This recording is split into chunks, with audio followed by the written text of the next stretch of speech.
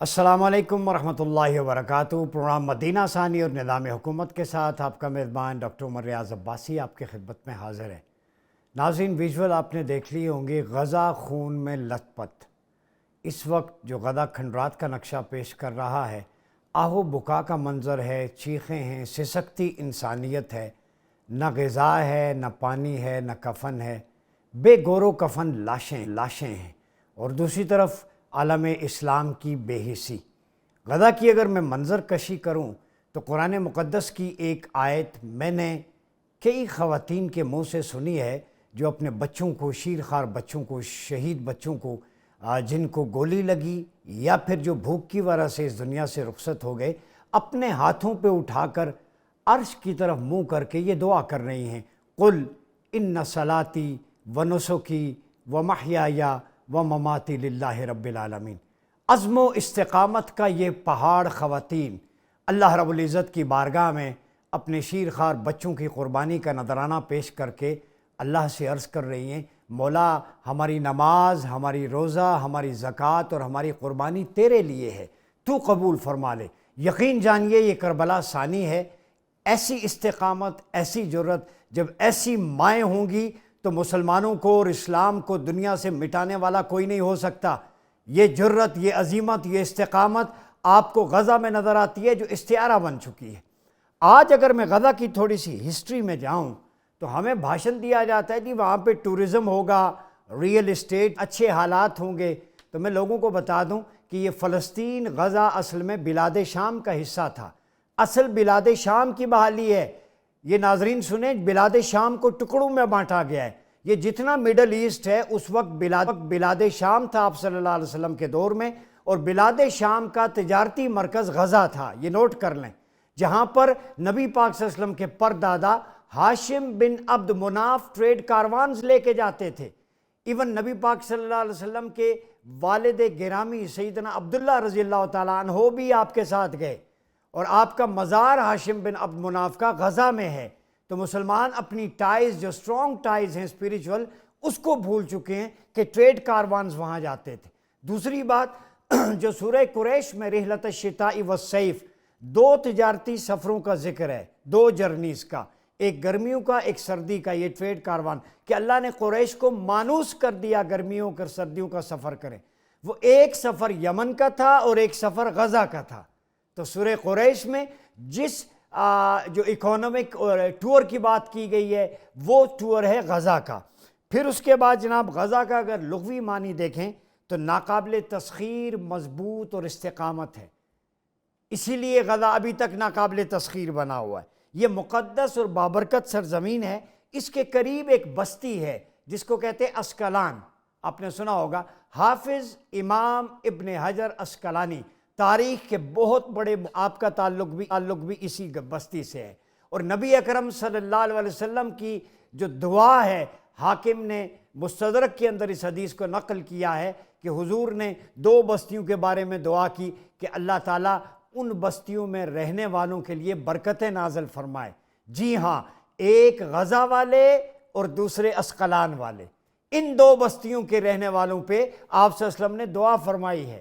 اور دوسری بات، ان دو بستیوں کو امام حاکم نے مستدرک میں نقل کیا ہے کہ نبی پاک صلی اللہ علیہ وسلم نے فرمایا کہ یہ دو دلہنیں ہیں۔ آپ صلی اللہ علیہ وسلم نے جسے دلہن قرار دیا وہ غزہ اور اسکلا آج دلہن نہیں، خون آلود ہو چکی ہے۔ حضور نے جسے دلہن قرار دیا وہ بابرکت قرار دیا ہو، آج وہ امت مسلمہ کی بے حسی کا شکار ہے۔ غزہ پر اگر آپ دیکھیں تو میں صلاح الدین ایوبی، اس نے اپنی حکومت قائم کی۔ حضرت عمر نے مشہور عہد نامہ العمریہ قلم بند فرمایا جو ہر شیعی کے حقوق اور مذہب کے مقدسات کو تحفظ فراہم کرتا ہے۔ سیدنا عمر نے سب کمیونٹیز کو میثاق مدینہ کے ماڈل کے تحت تحفظ فراہم کیا۔ تو مسلمانوں نے جب فلسطین پہ، غزہ پہ حکومت کی تو کسی کو بھی ڈسکریمنیٹ نہیں کیا، ڈسپلیس نہیں کیا۔ یہ اسلام کا جو ہے وہ بہترین نقشہ ہے۔ پھر ممتاز جو رائٹر ہیں ڈاکٹر اسامہ جمعہ الاشرق، یہ ان کی بہت ساری آتھرشپ ہے، میں نوجوانوں سے کہوں گا ان کو پڑھا کریں۔ ان کی کتاب ہے فتوح فلسطین، یہ عربک میں بھی ہے، اس کا انگلش میں بھی ٹرانسلیشن ہوا ہے، اردو میں۔ اس میں انہوں نے ایک تاریخی بات کی ہے جو میں آپ کے سامنے رکھوں گا، وہ فرماتے ہیں کہ فتح فلسطین کا نقشہ نبی اکرم صلی اللہ علیہ وسلم نے خود اپنے ہاتھوں سے تشکیل دیا۔ فلسطین کی فتح کا میپ میرے مصطفیٰ نے بنایا تھا، اور پھر آپ صلی اللہ علیہ وسلم نے بھی فلسطین کے محاذ کا آغاز فرمایا، اور آپ صلی اللہ علیہ وسلم نے اس کو تجارت کا مرکز قرار دیا۔ مسلمانوں، جو ہمارے نبی کی تجارت کا مرکز، حضور کی آنکھوں کا تارا، کریم آقا کے نزدیک دلہن، کریم آقا علیہ السلام کی بشارت کے بقول بابرکت، آج وہ غزہ خاک اور خون آلود کیوں ہے؟ ان سارے ایشوز پہ بات کریں گے۔ ہمارے ساتھ موجود ہیں چیئرمین فلسطین، ممتاز فلسطینی صحافی جناب جلال الفرہ صاحب، بہت شکریہ سر آپ کی آمد کا۔ اور ہمارے ساتھ موجود ہیں سینئر صحافی و تجزیہ کار جناب طارق حبیب صاحب۔ طارق بھائی بہت شکریہ آپ کا۔ جلال صاحب آپ سے آغاز کروں گا۔ غزہ کی تقسیم تو بہت ہوئی، ایک تو بلاد شام ٹکڑوں میں بٹ گیا مختلف ممالک میں، پھر فلسطین بھی مختلف ٹکڑوں میں بٹ گیا۔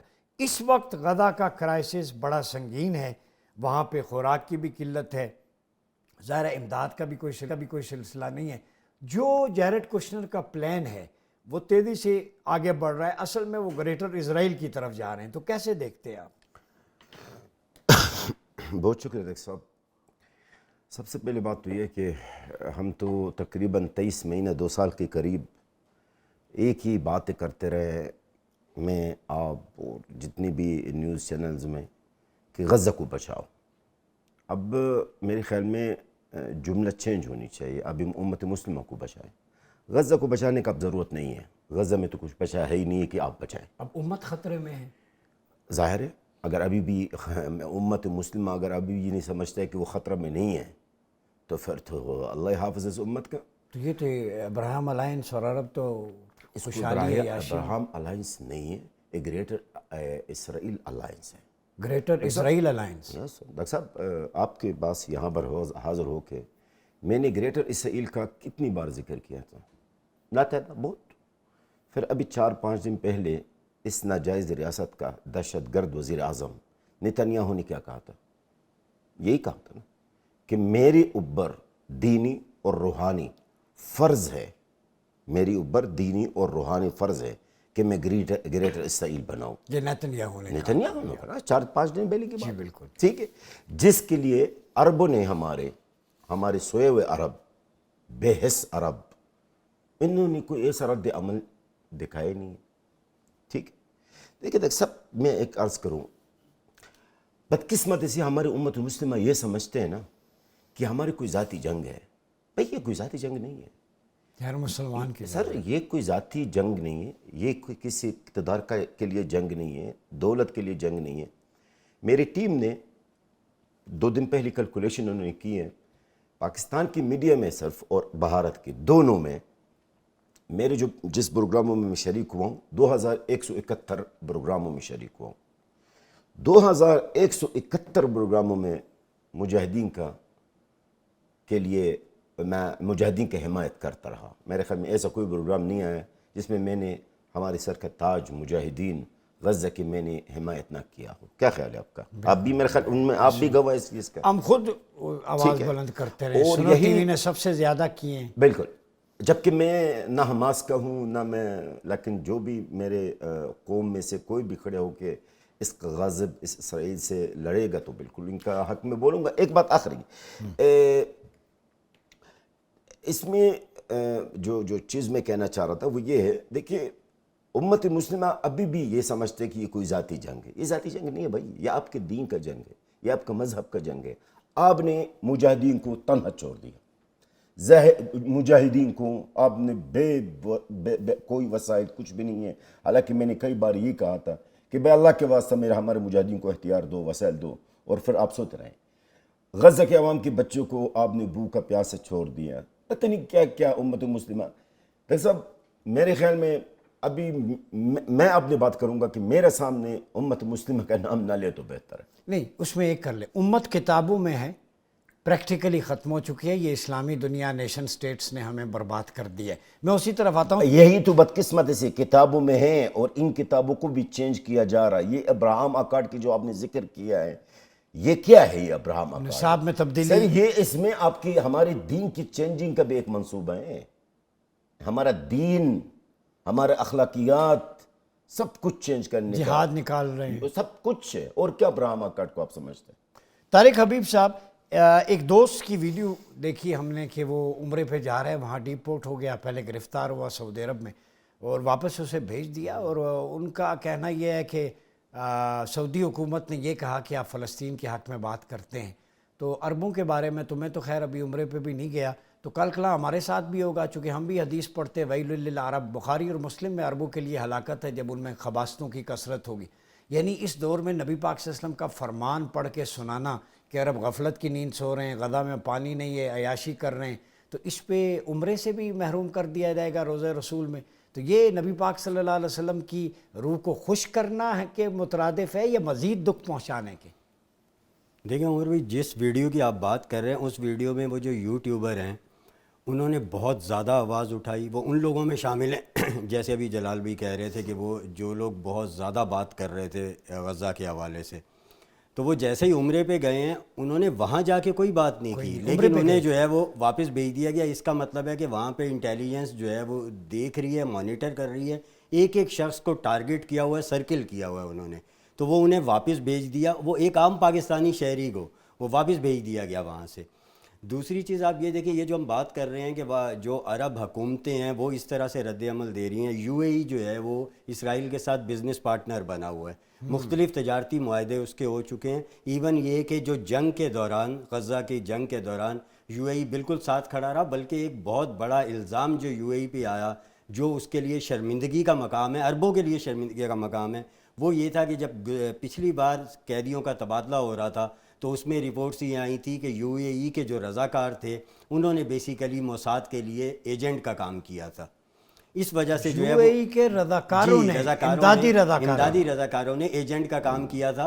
और वो तस्दीक भी कर रहे हैं। जी जलाल भी में होगा वो। उसके बाद जो है वो इसराइल ने जो कैदियों के तबादले के बाद बड़े हमले किए, जिसमें जो है हमास और दीगर क़यादत की तादाद बड़ी, शोहदा ज़्यादा हुए और हाई प्रोफाइल जो है वो टारगेट्स इसराइल ने अचीव किए। वो बेसिकली जो ये यूएई के रज़ाकार जिन्होंने मुखबरियाँ की थी, जिन्होंने गद्दारी की थी, मुसलमान मुखबिर है, मुसलमानों का सहूनियत का साथ दे रहे हैं, तो ये तो बहुत बड़ी जो है वो एक मतलब इतनी बड़ी तकसीम है कि आप तसव्वुर नहीं कर सकते। इसके साथ एक पॉजिटिव चीज़ ये है कि मिस्र के अंदर आप देखें, मिस्र के अंदर जब इमदाद नहीं भेजी जा रही थी तो जो रफ़ा बॉर्डर के साथ साथ जो इलाके हैं वहाँ से अवामी मुज़ाहमत खड़ी हुई, अगरचे बहुत छोटी थी, लेकिन मैं बात कर रहा हूँ उम्मीद दिखाने की कि बहुत छोटी मुज़ाहमत थी, लेकिन वो वहाँ से खड़ी हुई, उन्होंने थाने पे कब्ज़े किए और वहाँ से जो फिगर आया था वो ये था कि 2200 लोगों को, 2200 वो जो मुज़ाहमतकार थे, मुज़ाहमत क्या मतलब उन्होंने एहतजाज किया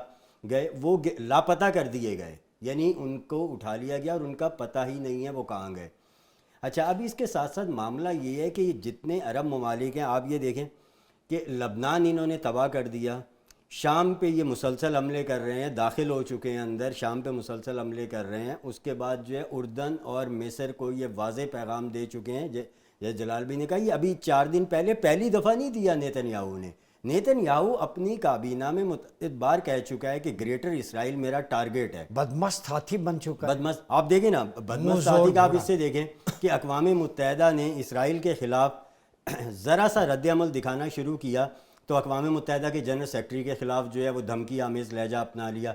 यूरोपीय ममालिक ने फ़लस्तीनी रियासत को तस्लीम करने की बात की, ये अलग बात है कि हम उसे उस तरीके से तस्लीम करते हैं या नहीं, लेकिन यूरोपीय ममालिक ने तस्लीम करने की बात की तो इसराइल जो है वो खुलेआम यूरोपीय ममालिक को धमकियाँ दे रहा है। तारिक भाई, यहाँ पे चीज़ में ऐड करना चाहूँ अगर मुझे, आपने जो इस शख्स की बात की थी ना आपने कि वो इसको सऊदी अरब में, आप दूर क्यों जा रहे हैं, मेरी से शुरू करें ना। हाँ। मेरी जो मैं जो लगातार 2 साल से मुजाहिदीन की हिमायत कर रहा हूँ, इसकी वजह से ना मैं अभी सऊदी अरब जा सकता हूँ ना अरब इमारात, साथ साथ हमारे एम्बेसी यहाँ पर फ़लस्तीन एम्बेसी, मेरे सारा काम, कागज़, चीज़ें, डॉक्यूमेंट्स बाकायदा इन्होंने बेंडिंग कर दी, क्योंकि मैंने 2 साल से और 2021 की जंग में हमास की हिमायत। आप उम्रे पे भी नहीं जा सकते? नहीं जा सकता, ना मैं सऊदी जा सकता हूँ, ना अरब इमारात जा सकता हूँ, ना फ़लस्तीनी सफारत खाने यहाँ पर, ना मेरा यहाँ पर कोई काम हो सकता है। क्यों? इसलिए कि मैंने मुजाहिदीन की हिमायत की है। मैंने मुजाहिदीन की। नाज़रीन, ब्रेक पे जाने से पहले एक बात कह दूं, बुलावा आए तो दुनिया की कोई उम्र से नहीं रोक सकती, ये बात तो तय है, لیکن آج کے دور میں اتنی بڑی قیمت ہے غزہ کی اس کے حق میں آواز اٹھانے کی کہ آپ عمرے پہ جائیں روضہ رسول صلی اللہ علیہ وسلم پہ حاضری سے محروم کر دیے جاتے ہیں. میرے خیال میں جو محروم کر دیے جاتے ہیں اصل میں وہی بارگاہ مصطفیٰ کے مقربین ہیں جو مسلمانوں کی اعانت کی وجہ سے کر دیے جاتے ہیں. تو ان کا تعلق روحانی طور پہ رہتا ہے اور اسباب بھی بنتے ہیں. غزہ اس وقت اس کے لیے آواز بلند کرنے کی پاداش میں کیا کچھ ہو رہا ہے, آنے والا نقشہ کیا ہوگا, اس سب پہ گفتگو کریں گے ایک چھوٹے سے بریک کے بعد. ویلکم بیک ناظرین, پروگرام میں ایک دفعہ پھر آپ کا خیر مقدم ہے. خون آلود بلاد شام سے لے کے خون میں لت پت غزہ تک یہ بات ہو رہی ہے. ہمیں جوائن کیا ہے ایڈمرل ریٹائرڈ فیصل شاہ صاحب نے, ماہر بین الاقوامی امور ہیں. شاہ صاحب بہت شکریہ.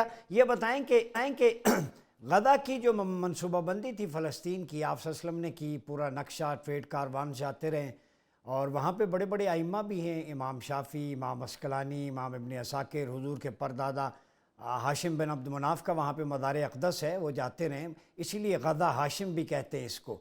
تو جس کی پلاننگ آپ صلی اللہ علیہ وسلم نے کی اس دور میں, یہ پورا دا لیونٹ بلاد شام کا حصہ تھا جو آج مڈل ایسٹ ٹکڑوں میں ہے. تو جس کی ٹریڈ کی جو منصوبہ بندی نبی پاک صلی اللہ علیہ وسلم نے کی, آج اس وہاں پہ ریئل اسٹیٹ کی منصوبہ بندی ڈونلڈ ٹرمپ کا داماد جیرڈ کشنر کر رہا ہے جو گریٹر اسرائیل کی طرف جا رہا ہے. تو کیا سمجھتے ہیں مسلمانوں سے کہاں غلطی ہوئی اور آگے کیا کرنا چاہیے؟ جی, مسلمانوں کی غلطی کے بارے میں تو ڈاکٹر صاحب میں تھوڑی دیر میں آتا ہوں, لیکن پہلے میں آپ کو یہ بتانا چاہتا ہوں کہ غزہ کی جنگ ہے کیا. غزہ کی جنگ دیکھیے, یہ کوئی حماس کے خلاف محاذ نہیں ہے, یہ کوئی ٹیررزم کے خلاف جنگ نہیں ہو رہی ہے, یہ ایک پولیٹیکو ریلیجیس جنگ ہے. پولیٹیکو ریلیجیس جنگ. اب پولیٹیکو اس میں کیا ہے, اس میں پولیٹیکل ایلیمنٹ نیتن یاہو صاحب کے اپنے پولیٹیکل آبجیکٹیوز ہیں, اور ریلیجیس یہ ہے کہ اس میں آئیڈیولوجی کا وہ استعمال کر رہے ہیں, اس کو آئیڈیولوجیکل رنگ دے رہے ہیں. جو ان کے دائیں بازو کے حلیف ہیں وہ ان پہ حاوی ہوئے ہیں کہ انہوں نے اس قصے کو ایک ہی دفعہ ختم کرنا ہے. پولیٹیکل آبجیکٹیو اگر آپ نیتن یاہو صاحب کے دیکھ لیں تو وہ یہ ہے کہ اس جنگ کے شروع ہونے سے پہلے ان کو ڈومیسٹک پولیٹیکل جو انوائرمنٹ تھا اس میں بڑی مشکلات کا سامنا تھا. ان کے اوپر کرپشن کے کیسز تھے ان کے اوپر, اور وہ کیسز ابھی تک موجود ہیں. اور جو مبصرین بتاتے ہیں کہ اسرائیل میں جو عدالت کا نظام ہے وہ بڑا سخت ہے, وہ کبھی ختم نہیں ہوتا, وہ جاری و ساری رہتا ہے. تو اس وقت کیونکہ ایک اسٹیٹ آف ایمرجنسی ہے تو وہ اس وقت اس میں ایک ہالٹ آیا ہوا ہے, ایک پاز آیا ہوا ہے. لیکن جیسے ہی یہ جنگ ختم ہوگی وہ دوبارہ شروع ہو جائے گا اور ان کو ان چارجز کا سامنا کرنا پڑے گا جو کرپشن نیتن یاہو صاحب نے کی ہے. دوسرا ان کا پرابلم یہ ہے کہ جو ان کے ناکامیاں ہیں نیتن یاہو کی, وہ بڑی واضح ہیں, جس کی وجہ سے ان کو بڑی ہزیمت کا سامنا ہے. ناکامی کیا ہے کہ انہوں نے اس جنگ کے شروع ہوتے ہی دو آبجیکٹیو سیٹ کیے. پہلا انہوں نے کہا کہ جی میں حماس کو مکمل طور پہ تباہ کر دوں گا, اور وہ اس کو نہیں کر سکے. آج بھی وہ اس سے پیس ایگریمنٹ کرنے کے چکر میں ہیں, آج بھی اس سے بات کرنے کے چکر میں. ان کو یہ پتہ چل گیا ہے کہ یہ ختم نہیں ہو سکتی, یہ کوئی ایسی تحریک نہیں ہے جس کو میں جڑ سے اکھاڑ کے پھینک سکتا ہوں. یہ مزاحمتی تحریک ہے, آپ اوپر سے لوگوں کو مارتے جاتے ہیں اور نیچے سے لوگ اور اس کو جوائن کرتے رہتے ہیں. یہ ہر مزاحمتی تحریک کا ایک عنصر ہوتا ہے.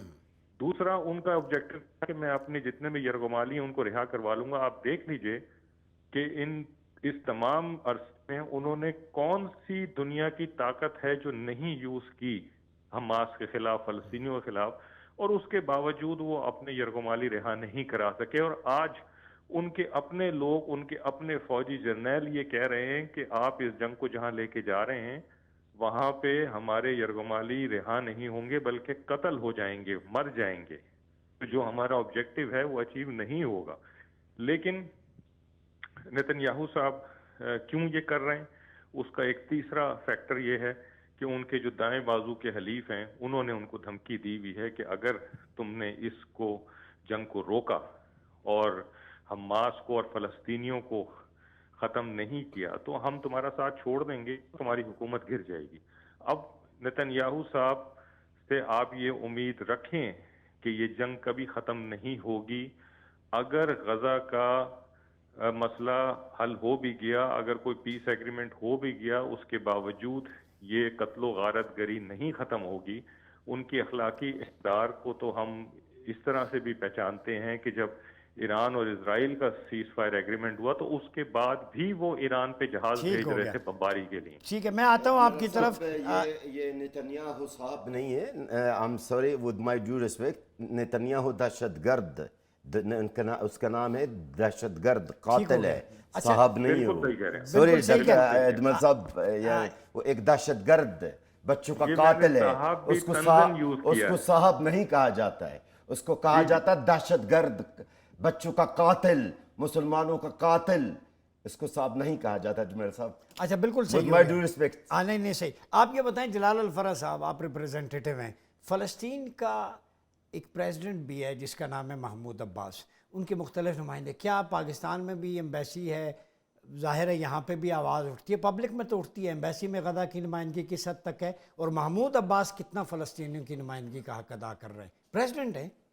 ये देख रहे हैं आप, ये है गजा को दो कर दे, फ़लस्तीन को दो कर दे, ये मगरबी किनारा वेस्ट बैंक और ये है गजा, इसको अलग अलग कर दे, ये बिल्कुल अलग ज़िंदगी, ये अलग ज़िंदगी, ये दूसरा दुनिया है, ये दूसरा दुनिया है।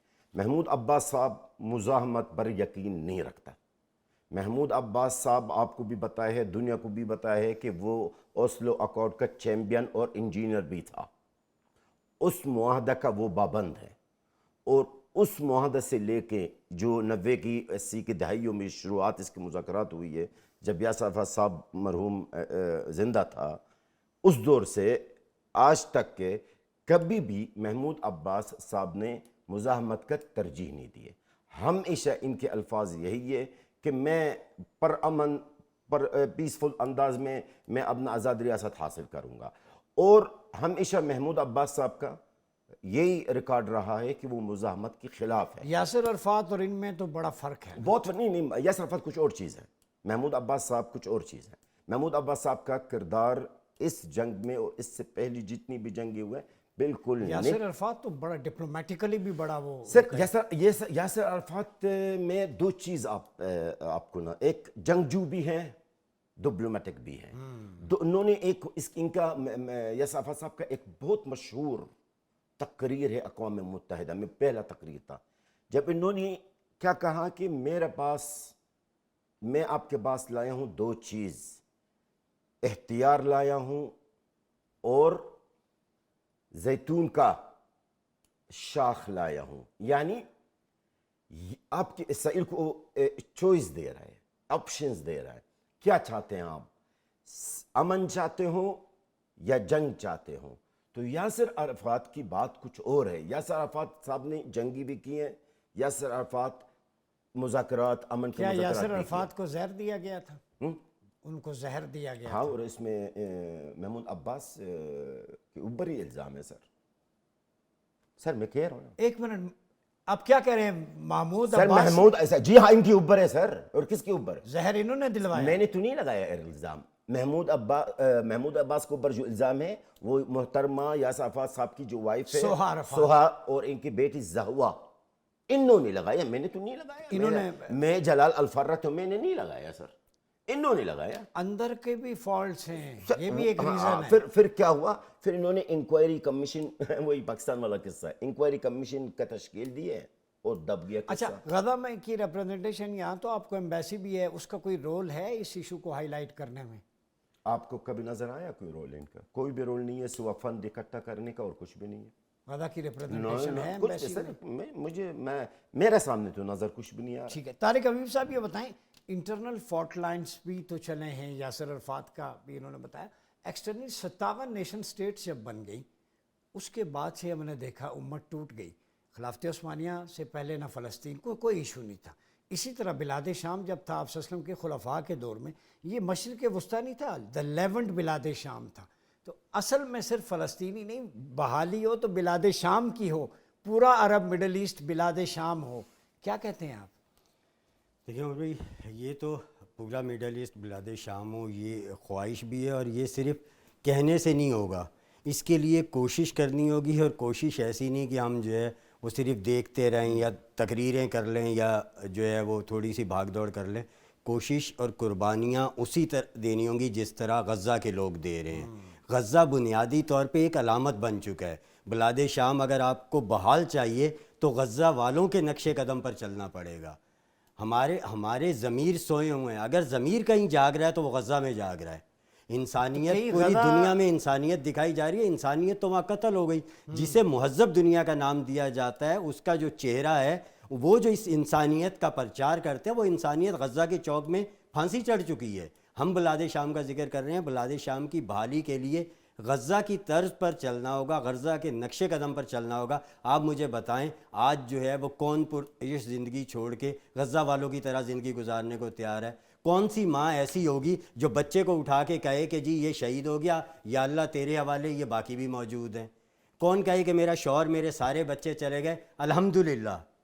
الحمدللہ کا لفظ کہنا اتنا آسان ہے. ہمارے ہاں تو صرف کھانا کھا کے جو ہمارے جو سو کال جو بھی اسکالرز ہیں وہ کھانا کھا کے ڈگار مار کے یہ الحمدللہ کہتے سنے. کہے نا ذرا ان کی طرح بچوں کی لاشیں اٹھا کے الحمدللہ.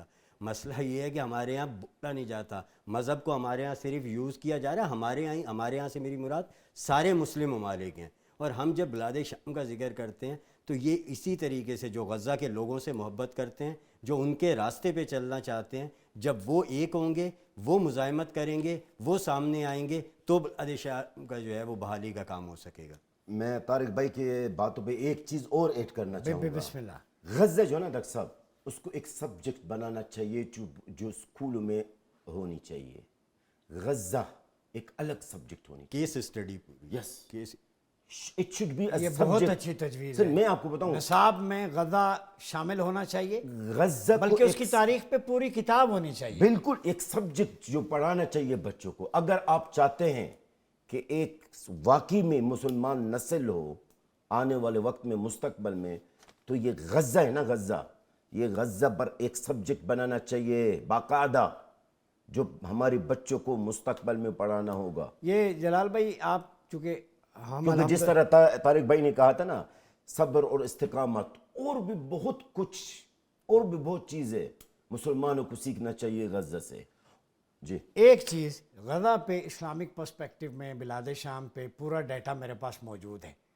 پروگرام کی وساطت سے لائیو آپ کو کہہ رہا ہوں, وہ ڈیٹا سارا ہے, اس میں آپ اپڈیٹ کریں. کتاب میری طرف سے وعدہ رہا پوری امت کے لیے, سر بالکل لائیو کہہ رہا ہوں. آپ اس میں ہیلپ کریں گے. جو اپڈیٹڈ ڈیٹا ہے اسلامک پرسپیکٹیو میں بلاد شام, غزہ و فلسطین کی اہمیت پہ میں پوری قوم سے, امت سے وعدہ, یہ قرض ہے. یہ طارق بھائی بھی ساتھ ہوں گے, ہم پورے مل کے اس کو کر لیں. سر میں غزہ کے لیے, مسجد اقصی کے لیے, دونوں چیزوں کے لیے میں جان دوں گا, جان بھی لوں گا. جو حکم ہوگا میں حاضر ہوں. ناظرین, سلیبس میں غزہ کو شامل کرنے کے لیے خوشائن بات ہے, اور سنو ٹی وی کے بیٹھ کے ہی ہم نے طے کر لیا. طارق بھائی, جلال صاحب, میں ایڈمرل صاحب بھی ہیں. غزہ فلسطین بلاد شام پہ اسلامک پرسپیکٹیو میں کانٹینٹ ہے. جلال بھائی اور ان جیسے دوستوں, طارق بھائی ہیں جو انویسٹیگیشن, تو وہ سارا ڈیٹا اکٹھا کر کے, تاکہ قوم کی, نوجوانوں کی رہنمائی ہو, وہ ریکنیکٹ ہوں کہ غزہ اصل میں کس کا دیس ہے, حضور کا دیس ہے. گفتگو کا سلسلہ جاری ہے. یہاں وقت ہوا چاہتا ہے ایک چھوٹے سے بریک کا. ملتے ہیں بریک کے بعد. ویلکم بیک ناظرین, پروگرام ایک دفعہ پھر آپ کا خیر مقدم ہے. بات غزہ کی ہو رہی ہے جو صہیونیت کی غذا بنتا جا رہا ہے. جلال الفرا صاحب, محمود عباس صاحب کے پاس اتنی فورسز ہیں, اتنی ٹریننگز ہیں, کتنے سولجرز ہیں, اس کے باوجود بھی قضیہ کیوں نہیں حل ہوتا؟ پریزیڈنٹ ہے وہ. دیکھیے, محمود عباس صاحب کے پاس جو فورسز ہے, اس کی تعداد میرے خیال میں 85,000 سے لے کے 90,000 تک ہے. فلسطینی فوجی مطلب کیا کر رہے ہیں وہ؟ سیکورٹی فورسز, مطلب مسلح سارا ماشاء اللہ, یعنی وہ کیا کر ٹریننگ رہے شدہ ہیں. کیا کر رہے ہیں؟ تنخواہ لے رہے ہیں, بس تنخواہ لے رہے ہیں سر. کتنی تنخواہ؟ نہیں, ماں تنخواہ تو بہت بڑی ہے. تو کام کیا ہے ان کا؟ میرے خیال میں محمود عباس صاحب کے پاس میجر کا جو تنخواہ ہے محمود عباس صاحب کی حکومت میں, وہ آپ کے یہاں کا جنرل کے برابر کا تنخواہ ہوگا, بلکہ اس سے بھی زیادہ ہے. فلسطینی فوجی میجر کی تنخواہ پاکستانی جنرل سے زیادہ ہے میرے خیال میں, کیونکہ آپ کا جنرل یہاں پہ 5.5 لاکھ روپے تو نہیں لیتا ہوگا نا. میرے خیال میں ان کا تنخواہ تو اتنا نہیں ہوگا. وہاں پر $2,000 کم سے کم تنخواہیں میجر کی میں بات کر رہا ہوں.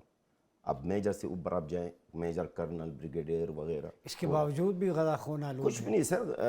مزاحمت تو محمود عباس صاحب کے بالکل. تو وہ 85,000 کس کے لیے ہیں؟ وہ انڈے دے رہے ہیں, دھوپ لگوا رہے ہیں اسلحے کو, کیا کر رہے ہیں؟